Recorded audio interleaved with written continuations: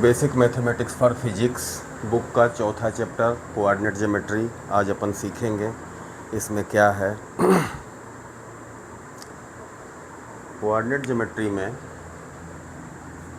अपन 2 dimensional coordinate geometry है, उसको x Y plane में अपन 4 क्वाड्रेंट में बांट लेते हैं। जैसे ये ओरिजिन है, 2 लाइन्स हैं जो 90 डिग्री पे एक दूसरे को कट करती हैं। एक को एक्स एक्सिस बोलते हैं, एक्स ओ एक्स डैश, इधर की डिस्टेंस इसकी निगेटिव होती है, सॉरी एक्स डैश। ये वाई ओ वाई डैश, ओ ओरिजिन है, इसके रेस्पेक्ट में ही सारी डिस्टेंस अपन नापते हैं। अब यहाँ जो ये वर्टिकल लाइन है इसको वाई एक्सिस बोलते हैं। वाई एक्सिस से राइट साइड की इधर की सारी डिस्टेंस पॉजिटिव और लेफ़्ट साइड की सारी डिस्टेंस को निगेटिव अपन इंडिकेट करते हैं। इसी तरह ये हॉरिजॉन्टल लाइन है X axis, X dash O X के ऊपर की सारी डिस्टेंस यहाँ पॉजिटिव और नीचे की निगेटिव अपन लेते हैं। जैसे फॉर एग्जांपल कोई पॉइंट अगर दिखाना हो जो एक्स डायरेक्शन में टू डिस्टेंस चले, जैसे ये 1 2 है, और वाई डायरेक्शन में 3 पॉजिटिव डायरेक्शन में, तो इसके कोऑर्डिनेट हो जाएंगे 2 3। इसका मतलब है कि ये ओरिजिन से 2 यूनिट राइटवर्ड चला है एक्स एक्सिस पर और 3 यूनिट अपवर्ड चला है, नीचे नहीं गया है। अगर नीचे आएगा तो देखेंगे क्या होता है। इसी तरह इसको इस क्वाड्रेंट में फर्स्ट सेकंड क्वाड्रेंट, ये हो गया थर्ड, ये फोर्थ क्वाड्रेंट, सबको देख लेते हैं कैसे दिखाएंगे। अगर ये 2 यूनिट पीछे चला होता इधर लेफ़्ट साइड ओरिजिन से और 3 यूनिट ऊपर जाता, तो ये देखो ये हो जाएगा -2 जो एक्स पर इस एक्स एक्सिस पर इसके मूवमेंट को दिखाता है, और ये 3 वाई एक्सिस के अलांग इसके मूवमेंट को दिखाता है। तो ये पॉइंट हो गया अगर P2, ये P1 था। अब यहाँ बात आती है थर्ड क्वाड्रेंट में क्या होगा। थर्ड क्वाड्रेंट में आएंगे तो ये x भी निगेटिव की तरफ आएगा और y भी निगेटिव है, ओरिजिन से नीचे जा रहा है। तो जैसे मान लो ये 3 यूनिट कोई पॉइंट यहाँ आया ऐसे, और 3 यूनिट नीचे भी है, यानी 3 यूनिट लेफ़्ट और 3 यूनिट डाउन, 1 2 3। तो ये P3 पॉइंट जो होगा इसका -3 इसलिए माइनस क्यों लगा, क्योंकि एक्स कोऑर्डिनेट इसका ओरिजिन से पीछे गया और वाई कोऑर्डिनेट भी ओरिजिन से नीचे गया, तो ये दोनों निगेटिव हो गए। यहाँ क्या होगा, x तो पॉजिटिव होगा क्योंकि ओरिजिन से इधर है, लेकिन y नीचे है ओरिजिन से फोर्थ क्वाड्रेंट में। तो यहाँ जैसे मान लो 2 2 है, y एक्सिस पर भी इसका मूवमेंट 2 यूनिट है और x एक्सिस पर 2 है, तो P4 के कोऑर्डिनेट क्या होंगे x तो पॉजिटिव रहेगा 2 और -2 इसलिए कि y पर ये नीचे आया है। तो इस तरह से इसको जो है इंडिकेट करते हैं किसी पॉइंट को, जो से उसके कोऑर्डिनेट्स दिए हों, तो ऐसे ऐसे प्लॉट करते हैं और ऐसे इसको समझते हैं। अब इसी तरह अगर 3 डायमेंशनल केस को समझें, 3 डायमेंशनल कोऑर्डिनेट ज्योमेट्री भी होती है, उसमें पॉइंट प्लेन में रहता है, मिटा के दिखा देते हैं। उसके लिए क्या होगा, यहाँ ओरिजिन है O, और तीसरा जो एक्सिस है ये हो गया x positive x axis, positive y axis, और negative y axis, negative x axis. यहाँ z एक्सिस आता है, इसके इन दोनों के परपेंडिकुलर रहता है। तो इसको अगर z माने अपन, तो इसको अंदर धंसा दे दीवार में, तो निगेटिव साइड जो दीवार के उस पार जाएगा जो वो निगेटिव z एक्सिस होगा। और इसमें जैसे कोई एक और पेन ले लेते हैं,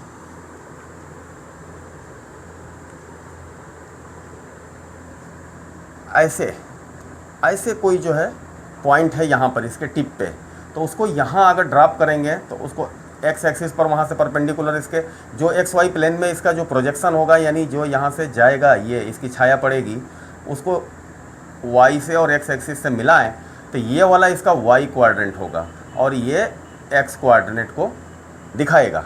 और इधर एक और इससे ले लेते हैं, सॉरी, स्केल से ये ऐसे हो गया। इसको थोड़ा सा कंसंट्रेट होकर समझेंगे, समझ में आ जाएगा। पकड़ लेते हैं, ये परपेंडिकुलर है।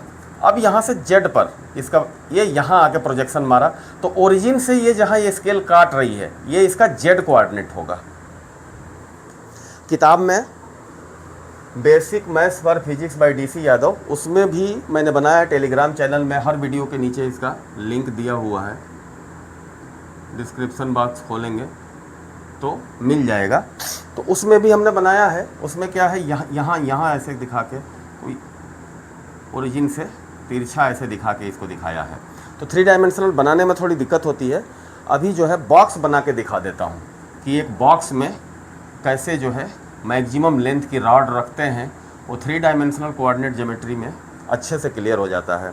जैसे कोई घर है, घर का फिगर बनाते हैं ऐसे ऐसे, जिसकी लेंथ विड्थ हाइट तीनों अलग अलग हैं।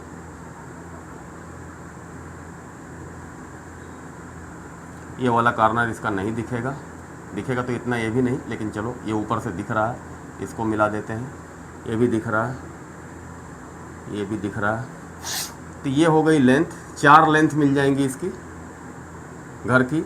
और ये हाइट h ये भी 4 रहेगी, ये भी h है, सॉरी, और ये भी h है।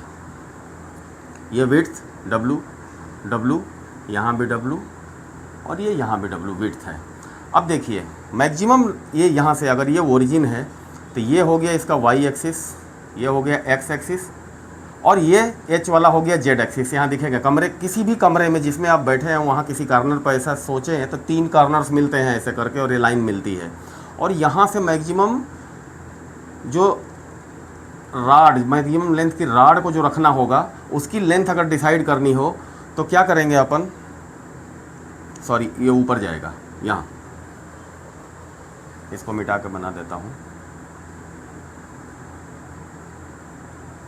बुक में भी बनाया है, थोड़ा दूसरे तरह से बनाया है, इसको ऐसे ले जाके यहाँ मिला दें। तो उसके लिए क्या करेंगे कि ये लेंथ है और ये विड्थ है, तो ये वाली जो ये अपना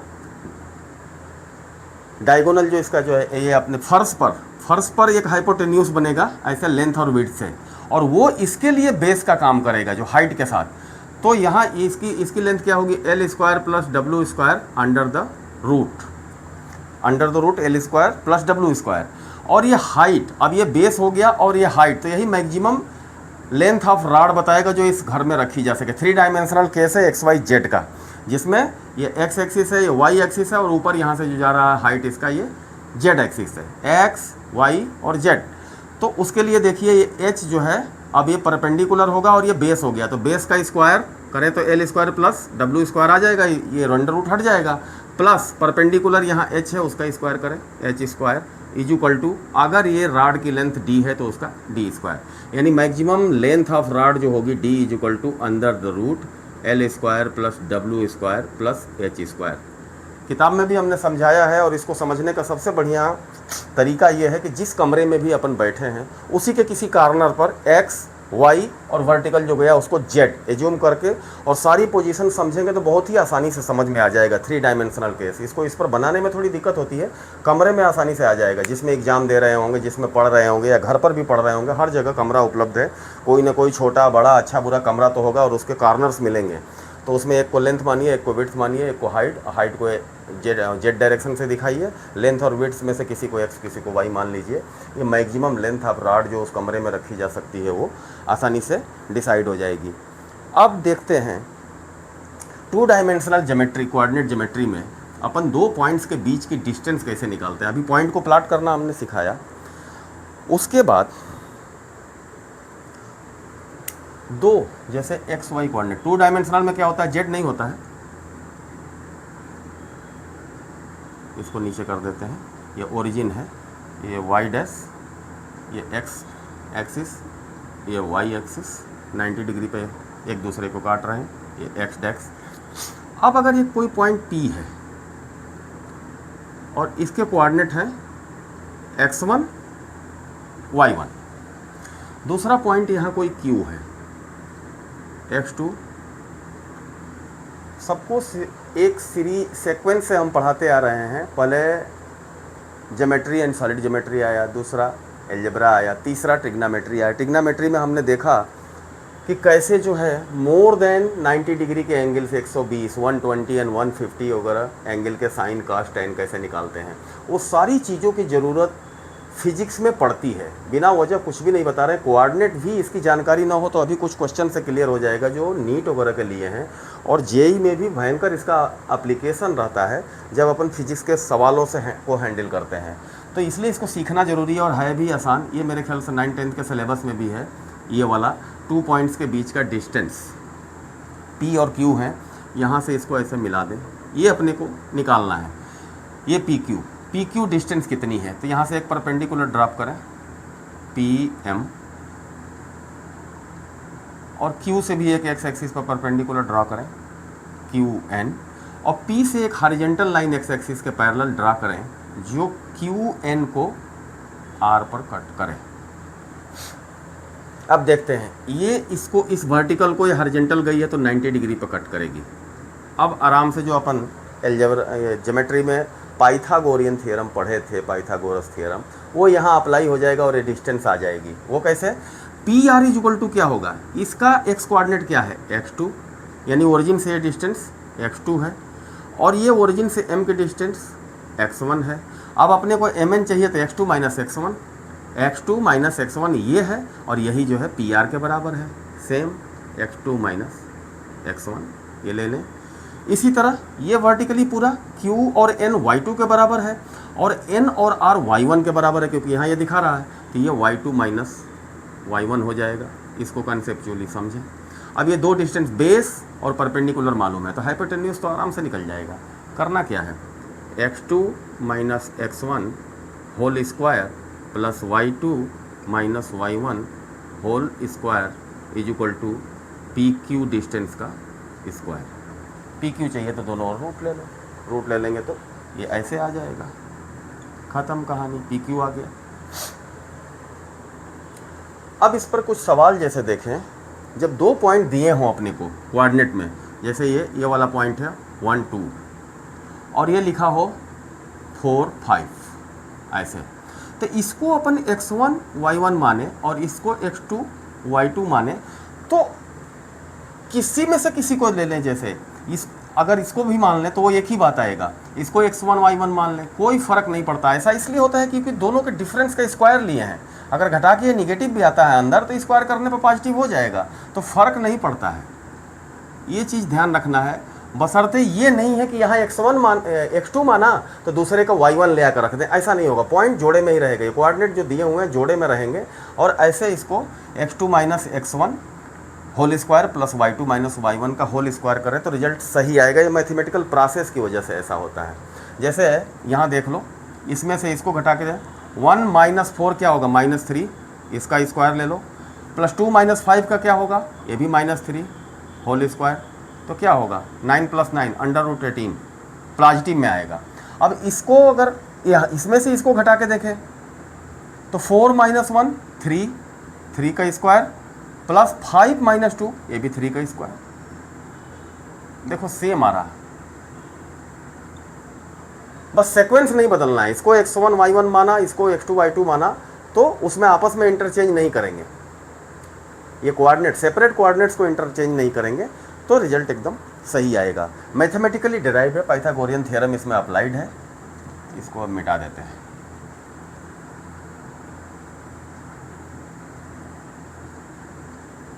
देखते हैं आगे क्या है। 2 पॉइंट्स के बीच की डिस्टेंस तो हो गई। अब ये कहता है चेंज ऑफ एक्सिस। कोऑर्डिनेट में कुछ इक्वेशंस दिए रहते हैं, कई बार हमको उनको सिंप्लीफाई करके, मैथमेटिक्स वाला ज़्यादा ध्यान दें, वैसे फिजिक्स के लिए इसकी ज़्यादा ज़रूरत तो नहीं है, फिर भी इसमें आर्टिकल में लिया और मैथमेटिक्स में ज़्यादा अप्लाई होता है, तो मैं बता देता हूँ। यहाँ जैसे कोई पॉइंट है P, इसके कोऑर्डिनेट है स्मॉल x स्मॉल y, और ये ओरिजिन है वो।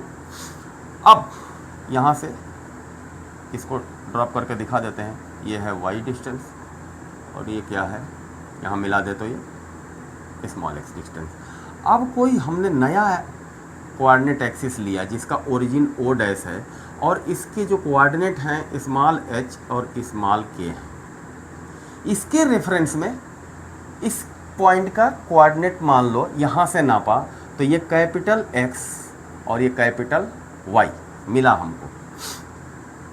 ये भी यहाँ दिखेगा कैपिटल X, और ये पीछे क्या होगा, इसके कोऑर्डिनेट अगर एच के हैं तो मूल ओरिजिनल ओरिजिन ओ के रेस्पेक्ट में है, तो ये क्या होगा, ये डिस्टेंस एच होगी और ये जो है हाइट इसकी के होगी, यानी ये भी जो है के होगी और ये यहाँ एच से दिखाएंगे। और ये टोटल ओवरऑल जो है एक्स बता रहा है, स्मॉल एक्स।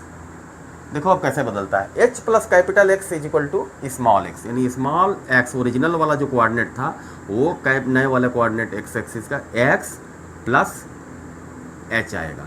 इसी तरह स्मॉल वाई जो ओरिजिनल कोऑर्डिनेट था, ओरिजिनल अपना ओरिजिन के रेस्पेक्ट में पॉइंट पी का जो कोऑर्डिनेट था वो स्मॉल वाई था, वो किसके बराबर है, ये देखो वाई यहाँ से के और ये कैपिटल वाई यहाँ दिख रही है ना, इसके रेस्पेक्ट में अपन ना जब अपन लिए इसका कोऑर्डिनेट देखे तो कैपिटल वाई आया, तो ये आ जाएगा कैपिटल वाई प्लस स्मॉल के। अब इसमें कई बार ऐसी ज़रूरत पड़ती है कि इक्वेशन का फॉर्म क्या हो जाएगा अगर इस ओरिजिन के रेस्पेक्ट में निकालें। कोई इक्वेशन है X square plus Y square is equal to R square, ये सर्किल का इक्वेशन होता है, आगे समझ में आएगा जब बताएंगे तो इसमें अपन क्या करते हैं, स्मॉल एक्स की जगह ये कैपिटल वाला रख देते हैं, कैपिटल एक्स ऐसे बना के plus small H whole square plus capital Y plus small K, ये वाला आ रहा वाई की जगह, whole square is equal to R square. ऐसे फॉर्म में ये बदल जाता है। कई बार अपने को कन्वेनियंट होता है उसके लोकेशन वगैरह दिखाने में, तो ये काम आता है, चेंज ऑफ एक्सेस बोलते हैं, चेंज ऑफ एक्सेस। अब आता है एक लोकस, लोकस कोऑर्डिनेट में ये बड़ा इंपॉर्टेंट है, इसको समझ लेते हैं। लोकस कहते क्या है, किसे है, कोई पॉइंट किन्हीं निश्चित कंडीशंस को फॉलो करते हुए अगर मूव करता है तो जो पाथ ट्रेस करता है उसे अपन लोकस कहते हैं। जैसे ये ओरिजिन ओ है और कहा जाए कि कोई पॉइंट पी है, उसके जनरल कोऑर्डिनेट ही लेते हैं, कोऑर्डिनेट एक्स वाई, वो उसकी हमेशा ओरिजिन से डिस्टेंस आर रहती है, सॉरी डिस्टेंस आर कांस्टेंट रहती है, ये आर डिस्टेंस बना दी, तो ये ऐसे चलेगा ऐसे चलेगा, जाहिर सी बात है एक सर्किल जैसा बनेगा। जब इससे इसकी डिस्टेंस हमेशा कांस्टेंट रहेगी तो ये सर्किल पर ही घूमेगा, अपन ज्योमेट्री से पढ़े हैं। तो इस सर्किल के इक्वेशन हम निकालते हैं, इसके कोऑर्डिनेट क्या होंगे, 0 0, ओरिजिन के कोऑर्डिनेट 0 0 होते हैं, तो और ये डिस्टेंस आर दिया हुआ है इसकी रेडियस, तो x minus 0 whole square plus Y minus 0 whole square is equal to R square. ये सर्किल का इक्वेशन आता है सिंपल, जिसका सेंटर जो है ओरिजिन पे है और रेडियस आर है।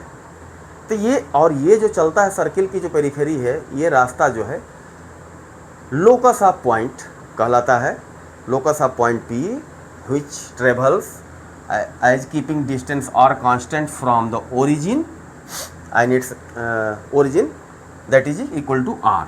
तो ये सर्किल को ट्रेस करता है, ये हो गया लोकस। इसी तरह कुछ ऐसा दे दे कि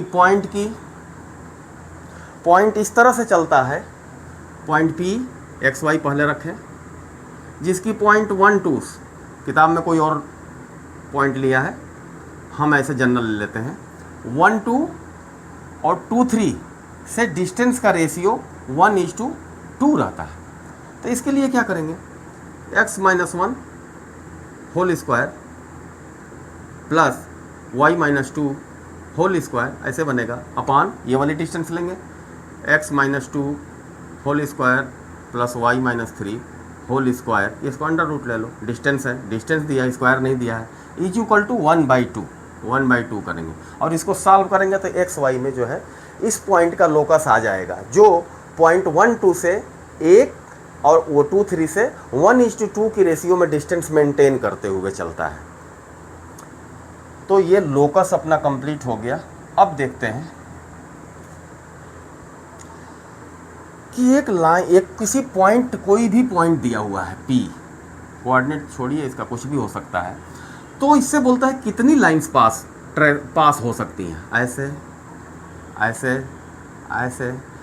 आप काट के देखोगे P से पास होती हुई लाइंस तो infinite,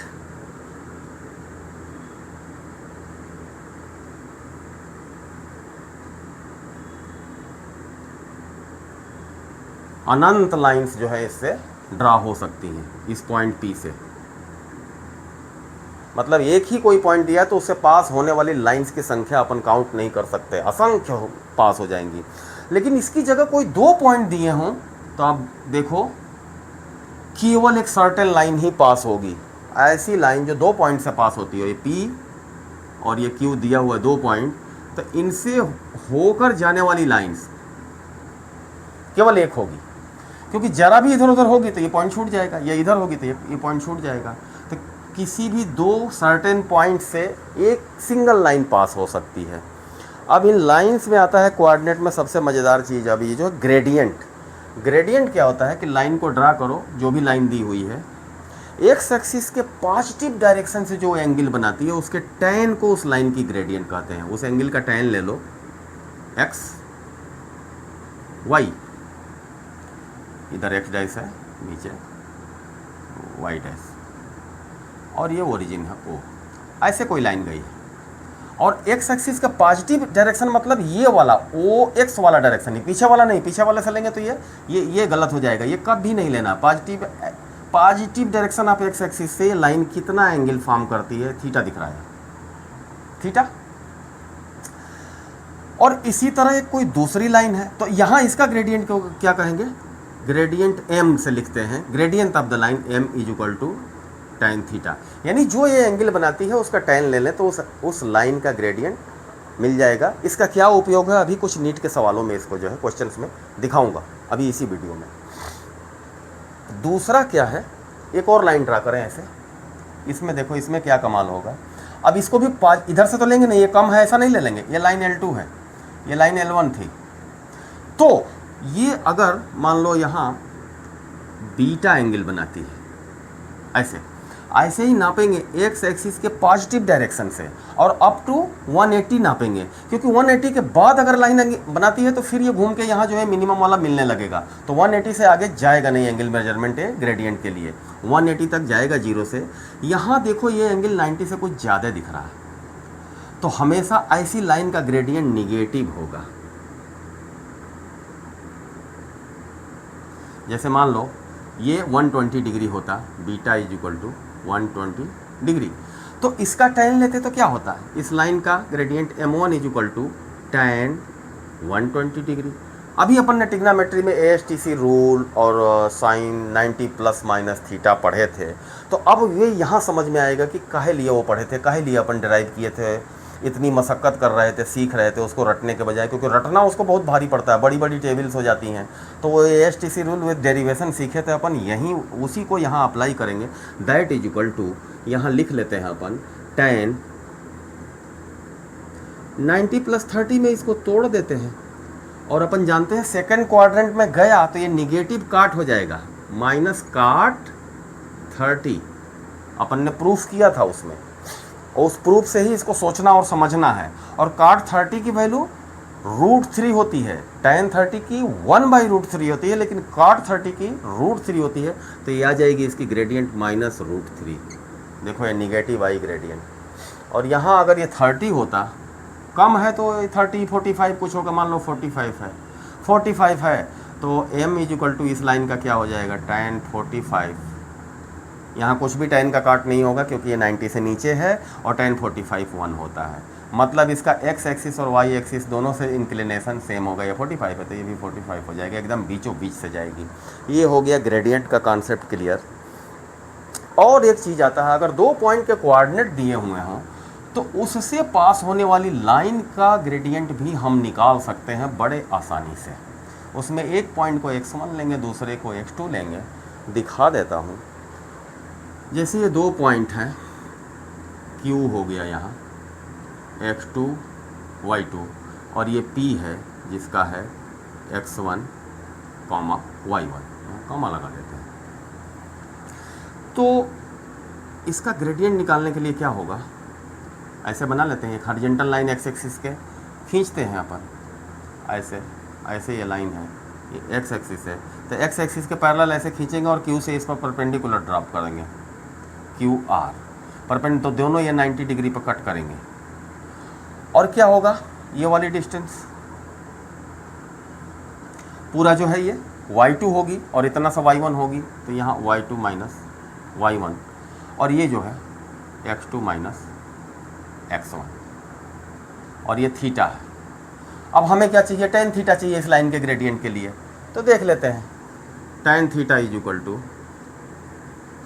y2 minus y1 upon x2 minus x1। इसमें भी किसी को भी पहला और दूसरा ले सकते हैं। जैसे इसको x2 y2 लिखें, उसको x1 y1 लिखें, तब भी रिजल्ट सेम आएगा। जैसे इसका कुछ ले लें 2 5 और इसका ले लो 3 4। अब निकाल के देखते हैं। देखो y2 की जगह 4 है और y1 की जगह 5 है, तो 4 माइनस 5 इज इक्वल टू -1 हो जाएगा। और x2 3 है, x1 2 है, अपान 3 माइनस 2 इज इक्वल टू 1। तो ये क्या हो गया, -1 आ रहा है इसका ग्रेडियंट। अब क्या करें, इसको x2 y2 ले लें इस वाले पॉइंट को, और उसको x1 y1 ले लें। तो इसमें से उसको घटाओ, तो 2 minus 3 is equal to 2 minus 3 is equal to -1, और 5 minus 4 plus 1 1 is equal to 1। Same आ रहा है, कोई फ़र्क नहीं पड़ेगा। ऐसा इसलिए होता है क्योंकि रेशियो में जैसे ये दिया हुआ है, यहाँ इसको मिटा के दिखा देता हूँ। कोई फ्रैक्शन है तो उसके ऊपर नीचे किसी भी नंबर से हम मल्टीप्लाई कर सकते हैं।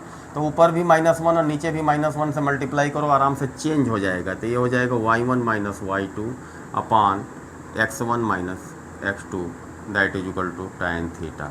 ये मैथमेटिकल ऑपरेशन की वजह से होता है। एकदम कंसेप्चुअली इसको क्लियर करके आगे बढ़ना है कि इससे फ़र्क नहीं पड़ता, अपने को ग्रेडियंट मिल जाएगा। अब आती है दो लाइंस जिनके ग्रेडियंट दिए हुए हों, तो उनके बीच का एंगल निकालना है। कहीं कट करेंगी, दो एंगल बनेंगे, एक बनेगा थीटा और एक बनेगा 180 माइनस थीटा। किताब में दिया है, थोड़ा सा मिसप्रिंट हो गया, थीटा 1 की जगह थीटा 2 हो गया। नए एडिशन में उसको निकाल दूंगा। ऐसे बनाते हैं, दो लाइन्स है, एक लाइन ऐसे जा रही है और एक ऐसे जा रही है।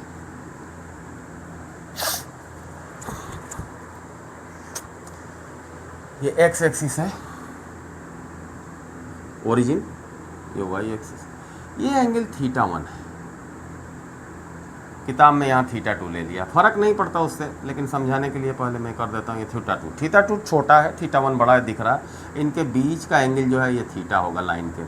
अगर ये लाइन L2 है और ये लाइन L1 है, आराम से देखें। अब इस ट्रायंगल में होगा क्या, ये अगर थीटा 1 है तो ये वाला साफ 180 में से घट के होगा। एक लाइन स्ट्रेट लाइन पर 180 का ही एंगल टोटल बनता है एक साइड, तो ये थीटा हो गया, तो ये 180 माइनस थीटा हो जाएगा।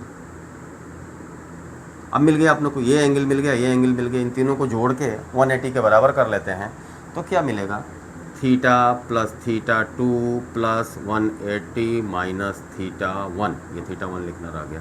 इज इक्वल टू क्या होगा, टोटल एक ट्रायंगल का 180 ही होता है। अब यहाँ से ये कैंसिल हो जाएगा, थीटा को यहीं रखो, तो ये दूसरे बाजू ले जाओ, माइनस थीटा 1 से वो थीटा 1 प्लस हो जाएगा, और ये थीटा 2 इधर पॉजिटिव है तो उधर माइनस निगेटिव हो जाएगा थीटा 2। अब क्या करें, दोनों बाजू tan ले सकते हैं अपन। tan theta is equal to tan theta 1 minus theta 2। देखो ट्रिग्नोमेट्री कैसे कोऑर्डिनेट में इस्तेमाल हो रही है, ये जगह जगह है। ये सारे टॉपिक आपस में इंटर रिलेटेड हैं, इसलिए इनको कंसेप्चुअली समझ के पढ़ना बहुत ज़रूरी है, नहीं तो थोड़ा भी कन्फ्यूजन हुआ तो इधर का उधर हो जाएगा सब। अब इसको एक्सपांसन अपन ने अभी पढ़ा था ट्रिग्नोमेट्री के 3rd वीडियो में। उसमें क्या था, is equal to tan theta 1 minus tan theta 2 upon 1 plus tan theta 1 tan theta 2। अब मान लो इस लाइन का gradient m1 tan theta 1 is equal to m1 और ये m2 हो दिया हो, तो इस फॉर्म में इन दोनों के बीच का एंगल निकालना हो तो क्या होगा, tan theta is equal to m1 minus m2 upon 1 plus m1 m2। इसको प्लस माइनस अपन लिखते हैं। कारण क्या है कि दो लाइनों के बीच एक ही एंगल नहीं बनेगा। ये छोटा वाला एक बनेगा एक्यूट एंगल और एक बनेगा एब्ट्यूस 180 माइनस थीटा। तो ये वाले एंगल का जब tan लेंगे तो वो निगेटिव देगा, ये छोटा है तो ये पॉजिटिव देगा। जिसमें से जो भी छोटा बड़ा होगा, कोई एक छोटा होगा एक बड़ा होगा। छोटा का मतलब एक 90 से कम होगा, एक 90 से ज़्यादा होगा, ऐसे जनरल केस में। इसीलिए यहाँ प्लस माइनस लेते हैं, क्योंकि ये दोनों एंगल को एक साथ दिखाने के लिए। ये है, किताब में अच्छे से समझाया है, इस पर सवाल भी दिया है, क्वेश्चन दिया है, वो आप लोग कर लेंगे। टेलीग्राम चैनल में वीडियो के लिंक में मिल जाएगा ये जो है। अब अपन देखते हैं इस पर सवाल क्या बनते हैं। नीट का बनाया है, किताब में हमने कवर किया उस क्वेश्चन को। नीट 2022 2022 ईयर्स में 2 पार्टिकल हैं, एक का वेलोसिटी टाइम ग्राफ जो है, नहीं डिस्प्लेसमेंट टाइम ग्राफ 30 डिग्री बनाता है एक्स एक्सिस से और दूसरे का 45 डिग्री। तो उनके वेलोसिटीज का रेशियो पूछ रहा है। सवाल लिखूंगा नहीं, बहुत ज़्यादा दिक्कत हो जाएगी, तो टेलीग्राम चैनल से देख लेंगे इसको। बुक उस पर लोड है, आराम से PDF में मिल जाएगी, तो खोल के पढ़ेंगे तो हो जाएगा। हम इसको सिंपली समझा देते हैं। जैसे उसमें कह क्या रहा है, इस पर टाइम शो किया है, ग्राफ बनाया है क्वेश्चन में ही, ये लिखा है नीट 222, और ये जो है इस पर डिस्प्लेसमेंट दिखाया है। ऐसा दिखाने पर एक ग्राफ ऐसे बन रहा है और एक जो है ऐसे बन रहा है। ये पार्टिकल ए का ग्राफ है, ये पार्टिकल बी का है। ये जो एंगल बना रहा है पहला वाला, ये बना रहा है 30 डिग्री, दूसरा बना रहा है एक्स एक्सिस से 45 डिग्री। ये क्या है कि जैसे यहाँ टाइम 0 ओरिजिन पर दोनों थे, तो उसका डिस्प्लेसमेंट भी 0 था। जैसे थोड़ा इधर बढ़ा तो उसके करस्पॉन्डिंग टाइम जैसे बढ़ा, टाइम को प्लाट किया हमने 1 सेकंड लिया, तो वो पार्टिकल जो ऊपर उठा इस पर चल रहा है। तो दोनों के कट पॉइंट से ये बनते हैं ग्राफ। तो ये स्ट्रेट लाइन आता है अगर सीधा जा रहा है तो। अगर वेरिएबल वेलोसिटी नहीं है तो मतलब वेलोसिटी जो है इनकी कांस्टेंट है अगर सीधी लाइन आ रही है तो। समान समय में एक समान यूनिफॉर्म टाइम में यूनिफॉर्म डिस्प्लेसमेंट हो रहा है। और 45, तो इन दोनों के वेलोसिटी VA, ये वाली पार्टिकल की, और इसकी VB का रेशियो पूछ रहा है। देखो इसके लिए क्या करेंगे, यहाँ कोई पॉइंट लो बड़े वाले ऊपर वाले में, जो थोड़ा सा जो उठा हुआ कर्व है जिसका B वाले का, और यहाँ से एक परपेंडिकुलर ड्रॉप कर दो। यहाँ कोई पॉइंट P है और ये PM ड्रॉप हुआ, और ये मान लो कट पॉइंट इसका N है। देखने से क्या पता चलता है, इस वाली ये अगर टाइम टोटल T है, OM equal to time T, इसी पर दिखाया है टाइम को, तो OM equal to time T है, तो इसका डिस्प्लेसमेंट कितना लिख रहा है, MN क्या है, मान लो अगर ये छोटा सा y1 है और ये वाला पोर्शन जो है NP वाला y2 है, ऐसे अपन इंडिकेट कर लिया। टाइम T तो दोनों में बराबर है, तो जो पहले वाला पार्टिकल है उसका VA इक्वल टू क्या है, y1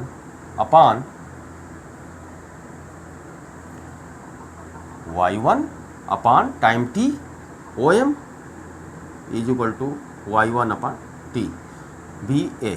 और VB दूसरे वाले के लिए क्या है, ये y1 प्लस y2 अपान बेस दो, उसका भी यही रहेगा, ये हो गया परपेंडिकुलर, और base OM equal to y1 plus y2 upon T। ये देखो इक्वल टू क्या होगा, ये y1 अपान ये टाइम इक्वल टू टाइम 30, यहाँ 30 दिख रहा था, इस एंगल से लेंगे। अब समझ में आएगा कि ग्रेडियंट की क्या ज़रूरत है। tan 30 इक्वल टू 1/√3, और यहाँ क्या आ जाएगा, VB इक्वल टू ये अपान ये tan 45 इक्वल टू 1। मतलब निकल के क्या आया, VA ratio VB equal to 1/√3:1। अब ऐसा आंसर में कभी दिया नहीं रहता, वो क्या करेगा, सिंप्लीफाइड करके देगा। जैसे √3 से मल्टीप्लाई करो तो यहाँ 1 हो जाएगा। किसी भी रेशियो में जैसे 1:2 है, इसमें 4 से अपन मल्टीप्लाई करें तो ये क्या होगा, 4:8 हो जाएगा। सेम है, मतलब किसी चीज़ को बांटना है, कोई 12 चीज़ है, 12 आम है, उसको 1:2 के रेशियो में बांटना है, नहीं पहले को 1 मिले दूसरे को 2 मिले, तो इसको करते क्या हैं, दोनों को जोड़ देते हैं, और पहले वाले का 1 बटा में दोनों का जोड़ इंटू 12, यही है यूनिटरी मेथड से बांटने का। तो पहले वाले को 4 मिलेगा, दूसरे को 8 मिलेगा। और वैसे भी देखो तो ये 4 और 8 है, ऐसे कोई फ़र्क नहीं पड़ता इसमें। किसी भी नंबर से थ्रू आउट मल्टीप्लाई कर सकते हैं, थ्रू आउट डिवाइड कर सकते हैं। तो यहाँ भी उसी प्रॉपर्टी का हम इस्तेमाल करेंगे, क्योंकि आंसर ऐसा दिया रहता है। √3 से इसमें मल्टीप्लाई कर दो दोनों, इक्वल टू √3 अपान √3 1 इंटू √3 अपान नीचे तो कुछ था ही नहीं, तो ये कट कुटा के 1 हो जाएगा। ये √3 अपान √3 1 और √3, यही आंसर भी इसमें आ रहा है। यही वो जानना चाह रहा है कि रेशियो की प्रॉपर्टी बच्चा जानता है कि नहीं। इस तरह अगर कोई डिस्प्लेसमेंट टाइम ग्राफ दिया है तो वो ग्रेडियंट वगैरह से वेलोसिटी को डिसाइड करना समझता है कि नहीं। तो ये कंसेप्ट हमने जो है थोड़ा सा खोल के आपको बता दिया और किताब में भी लिखा है, इलस्ट्रेट किया है बढ़िया से। पढ़ेंगे तो थोड़ा सा और अच्छा आपको समझ में आ जाएगा, हमने इसको एक्सप्लेन कर दिया। अगला क्वेश्चन एक क्या दिया है, ये 30 और 60 का इसी तरह का है, सेम किसी और ईयर में पूछा है नीट में, किताब में हमने कवर किया है। 30 और 60 का उसमें देखो क्या रेशियो आ रहा है, कोई पार्टिकल का ये टाइम डिस्प्लेसमेंट भी वाला जो है ये 30 बना रहा है और भी वाला ये 60 बना रहा है। भी दिखा दिया, ये डिस्प्लेसमेंट टाइम ग्राफ है, तो इसकी जो है वो पूछ रहा है। अब इसमें भी वही है, ऐसे ऐसे करके इसको जो है, मतलब जाहिर सी बात है कि इसका टाइम लोगे तो वेलोसिटी आ ही जाएगा। डिस्प्लेसमेंट टाइम ग्राफ का जो एंगल होगा एक्स एक्सिस के साथ उसका टाइम लेना है। तो V A is equal to tan 30 is equal to 1/√3 और V B is equal to, पीछे जो कॉन्सेप्ट क्लियर किया डिस्कस किया वही अप्लाई कर रहा हूँ, कोई नई चीज़ नहीं है। इज इक्वल टू tan 60, अब अपन जानते हैं इसकी वैल्यू √3 आ जाती है। तो वेलोसिटी की रेशियो क्या हुई, V A is to V B is equal to क्या हुआ 1/√3 इज टू √3।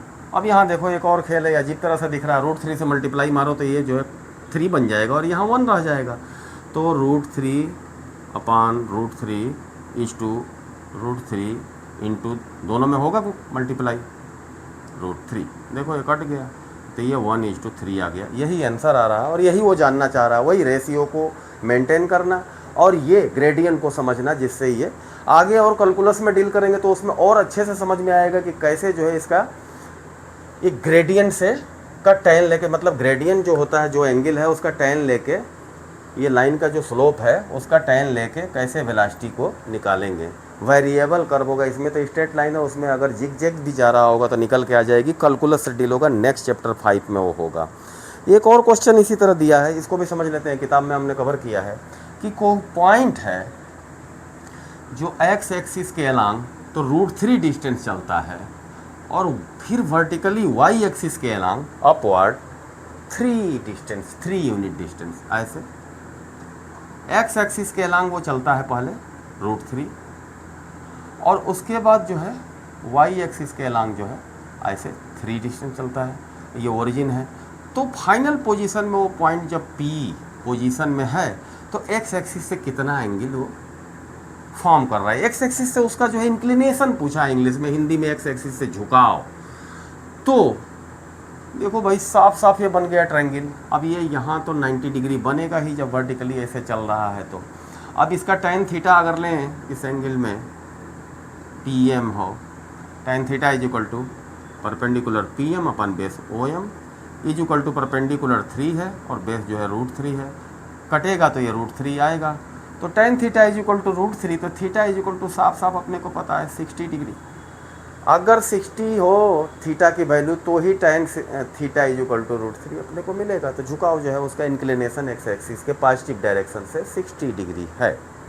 ठीक, अब जो है इनफाइनाइट जीरो, किसी का ग्रेडियंट लाइन का अगर जीरो हो तो उसको कैसे दिखाएंगे। जीरो है मतलब वो एक्स एक्सिस के पैरेलल है लाइन, और एक्स एक्सिस के पैरेलल है तो वाई उसका कांस्टेंट होगा। जैसे मान लो ये बी डिस्टेंस पर है तो इसको क्या लिख देंगे, y is equal to b. इस तरह के किसी कोई लाइन हो उसका इक्वेशन हो तो वो जो है एक्स एक्सिस के पैरेलल होगी। और यहाँ अगर ऐसे हो तो इसका क्या होगा, इसका ग्रेडियंट इनफाइनाइट होगा। tan 90 है एक्स एक्सिस से, इसका जो tan 90 is equal to infinite होता है और दैट इज इक्वल टू इसका ग्रेडियंट, और इसका gradient m is equal to tan 0 है क्योंकि एक्स एक्सिस का पैरेलल है, दैट इज इक्वल टू 0। तो ये इस फॉर्म में आएगी। ठीक,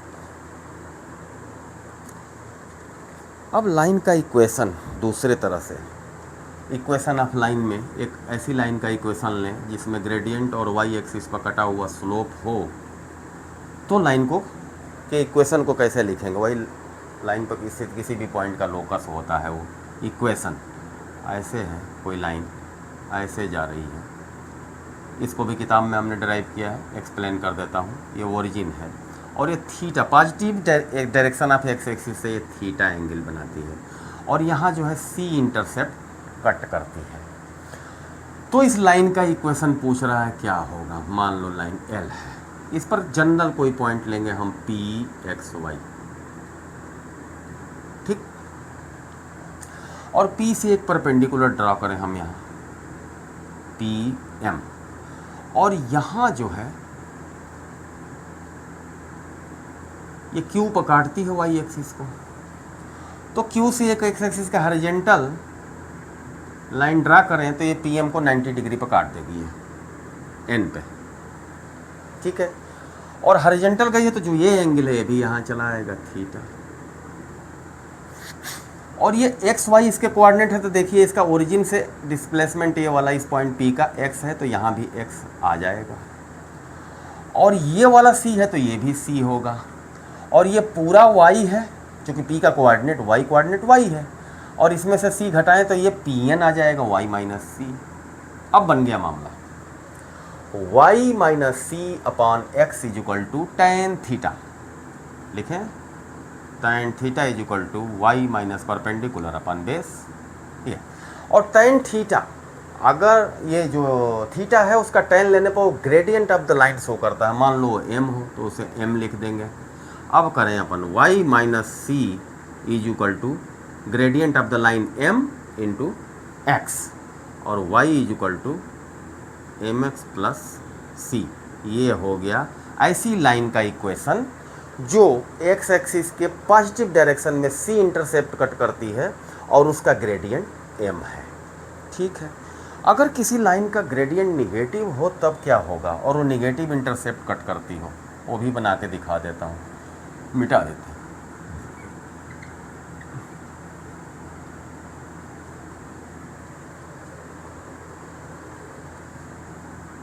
जैसे कहा जाए कोई लाइन है उसका ग्रेडियंट -2 है, तो -2 है तो देखो यहाँ तक तो पॉजिटिव ही आएगी, ये अगर ऐसी लाइन आएगी, जब इधर घुस जाएगी इस तरह हो जाएगी तब वो निगेटिव होगी, मतलब मोर देन 90 डिग्री उसका इंक्लिनेशन हो गया एक्स एक्सिस से, तब वो निगेटिव होगा। तो इसका m इज इक्वल टू दिया हुआ है -2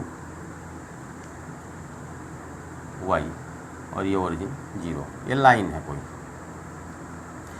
और y एक्सिस पर कह रहा है -6, निगेटिव डायरेक्शन में 6 का इंटरसेप्ट काटती है, ये ऐसे बनेगी। और इसका इक्वेशन क्या हो जाएगा, जनरली रखते हैं इसमें, स्टैंडर्ड फॉर्म अपन ने अभी डिराइव किया था इसी में रखेंगे। तो y is equal to m क्या है -2x, -2 है, और इंटरसेप्ट c क्या है -6, तो ये क्या हो गया सिंप्लीफाई होके y plus 2x plus 6 is equal to 0। अब ये ऐसी लाइन का इक्वेशन है जो y एक्सिस के निगेटिव डायरेक्शन में निगेटिव साइड ओरिजिन से नीचे 6 यूनिट का इंटरसेप्ट काटती है और उसका ग्रेडियंट -2 है। तो ये ऐसे बनेगी, पॉजिटिव होती तो वैसे बनती। एक फॉर्म ऑफ इक्वेशन हो गया लाइन का y is equal to M X plus C. इसके 2-3 फॉर्म होते हैं लाइन के, इसमें दिया है, डिराइव करके बता देता हूँ, और सब आपस में एक दूसरे में बदले जा सकते हैं जब जैसी ज़रूरत हो। जैसे दिया हो सिंपली कि कोई लाइन है जो ये ऐसी लाइन एक्स एक्सिस पर ए लेंथ का इंटरसेप्ट कट करती है और वाई एक्सिस पर बी लेंथ का इंटरसेप्ट कट करती है। अब इसका इक्वेशन निकालो, तो यहाँ कोई जनरल पॉइंट हम पी एक्स वाई ले लेंगे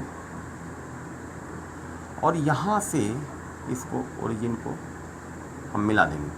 अब ये ट्रायंगल है जो 2 पार्ट में, पूरा ये ट्रायंगल देखें O A B. O A B triangle का एरिया पहले देख लेते हैं क्या होगा, बेस इंटू हाइट बाई 2। तो triangle of area of this triangle कितना होगा, बेस इंटू हाइट अपॉन 2। ये इसको पहले करके रख लेते हैं।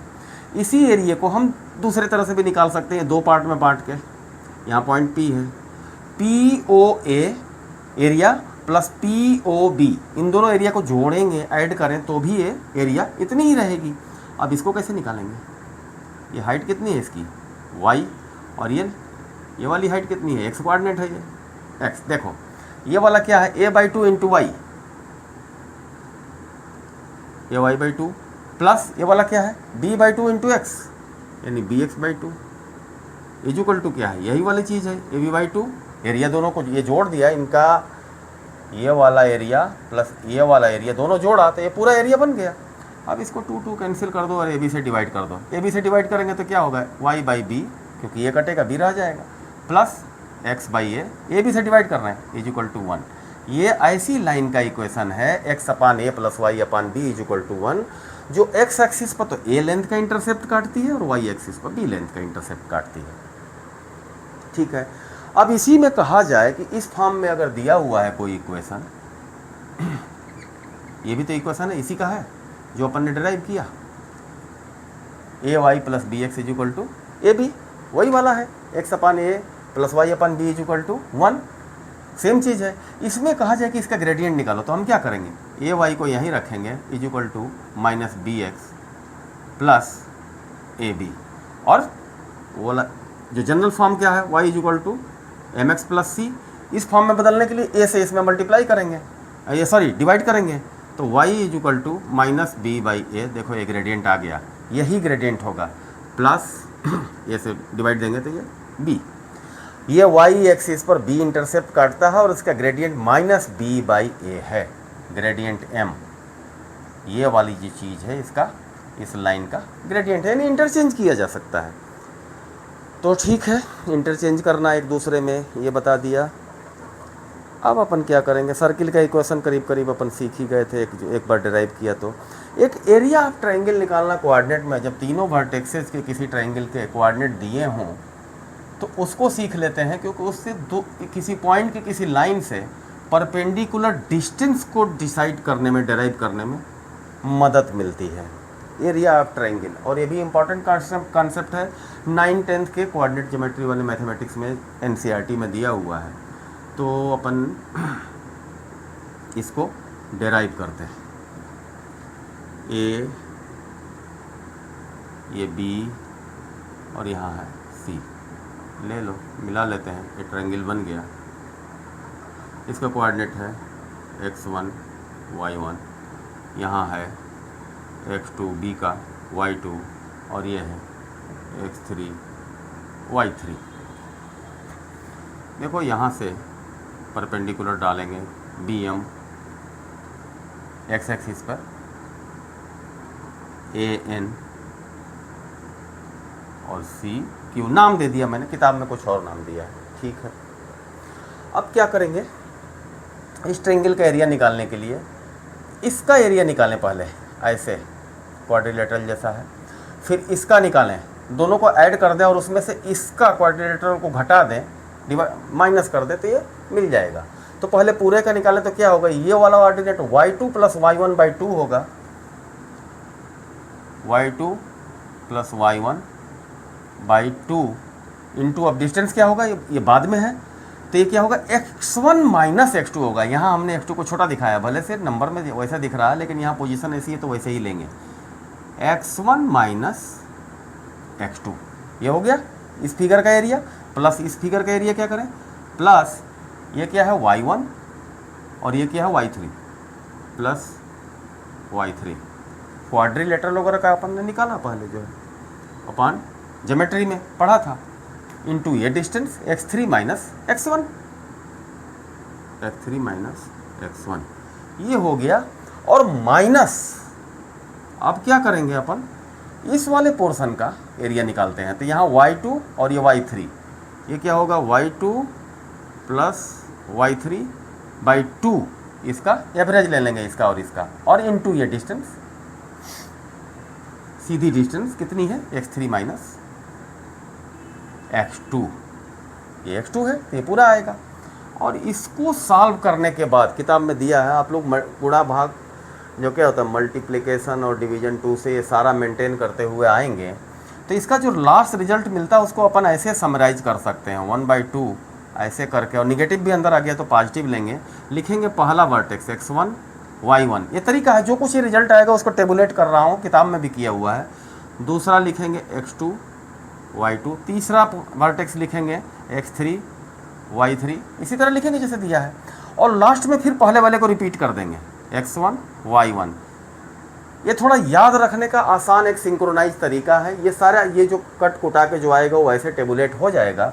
आप करें क्या, इसमें इसको मल्टीप्लाई कर दें, इसमें इसको मल्टीप्लाई कर दें, इसको इसमें मल्टीप्लाई कर दें, किताब में भी दिखाया है, माइनस करके इसको ये दोनों को मल्टीप्लाई करके माइनस कर दें और ऐसे करके कर दें, तो एकदम इसका एग्जैक्ट रिजल्ट आ जाता है। और कभी 3 वर्टेक्सेस के कोऑर्डिनेट दिए हो तो आसानी से अपन इसको निकाल लेते हैं। ये तरीका है, और ये टेबुलेटेड फॉर्म में ये टोटल जो है रिजल्ट है इसका एरिया ऑफ ट्रायंगल का। यहाँ तक तो बात हो गई। मैं उम्मीद करता हूँ सारा समझ में भी आ गया होगा। कोई कन्फ्यूजन होगा तो फिर कमेंट में लिखिएगा। किताब पढ़ने से और भी क्लियर हो जाएगा। और मैं वो ये गुजारिश करूँगा कि इसको जो है हमेशा हाथ से करके ये मल्टीप्लाई वगैरह जो है करके, और आप जो है देखिए एक आध बार गलती हो सकती है प्लस माइनस का, दिमाग को कंसंट्रेट रखिए, एकदम धीरे धीरे करिए, सारा रिजल्ट जो है ऐसे ही आ जाएगा। और इसको लिख देता हूँ इक्वल टू ये आ क्या रहा, जो ये आएगा देखो x1 y2 आएगा ये प्लस में, x1 y2 x2 plus x2 y3 x2 y3 ऐसे जाके plus x3 y1 plus x3 y1। ये प्लस में ये चीज़ आई है, माइनस में क्या आएगा, ये वाला x2 y1 minus x3 y2, ये यहाँ जाके मल्टीप्लाई हुआ, ये x1 y3 से माइनस x1, 3 पॉजिटिव टर्म आएंगे 3 निगेटिव आएंगे। इसको मल्टीप्लाई करेंगे तो टर्म तो ज़्यादा बनेगा, लेकिन कुछ टर्म आपस में कट जाएंगे, सेम सिमिलर होंगे, जो प्लस माइनस साइन के साथ होंगे तो आपस में कैंसिल आउट होकर ओवरऑल यही चीज़ आएगी जिसको हमने इसमें टेबुलेट कर दिया है अपान 1/2। ये पूरे का 1/2 तो रहेगा ही, हाफ वाला कंसेप्ट यहाँ से आया है, ये सब जो है हाफ ही रहेगा। और कभी भी अगर निकालते हैं अपन ऐसे एरिया और निगेटिव आ गया तो घबराना नहीं है, इसमें रूल है कि उसको मार्ड में ले लेंगे, पॉजिटिव लिख देंगे, बस इतना सा करना है। वो पॉइंटों की पोजीशन की वजह से ऐसा होता है, कभी कभी निगेटिव आ जाता है, हमेशा नहीं, तो उसको पॉजिटिव लेके लिख देते हैं, यानी मार्ड में मानना है। अब ये जो है कंप्लीट हो गया एरिया ऑफ ट्रायंगल तक। अगली वीडियो में जो है हम distance of A point from A line बताएंगे और पैराबोला बताएंगे, जो बहुत ही अच्छे से फिजिक्स में यूज होता है और वो बड़ा ही इम्पॉर्टेंट कॉन्सेप्ट है।